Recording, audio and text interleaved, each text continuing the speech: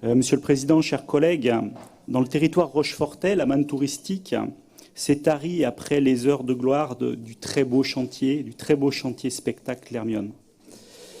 Et ça se traduit par des équilibres financiers qui ont été à un moment donné remis en cause.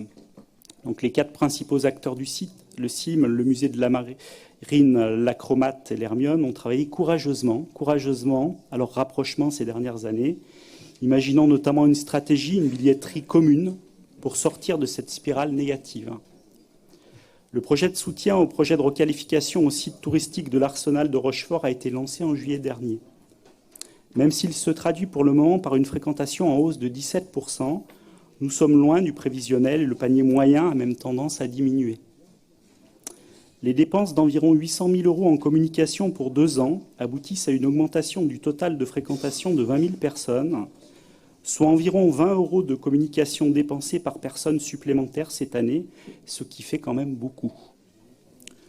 Nous ne remettons pas en cause l'intérêt global, que ce soit bien clair, nous ne remettons pas en cause l'intérêt global de la requalification touristique de l'Arsenal de Rochefort, mais celui-ci pose en l'état un certain nombre d'interrogations. En effet, l'ensemble du projet reste flou. William Jacquière, notamment, a posé la question de la requalification. Finalement, on allait vers où ? Et en effet, on part quand même sur 25 millions d'euros au total d'ici 2023, avec une participation conséquente de la région de 5 millions d'euros.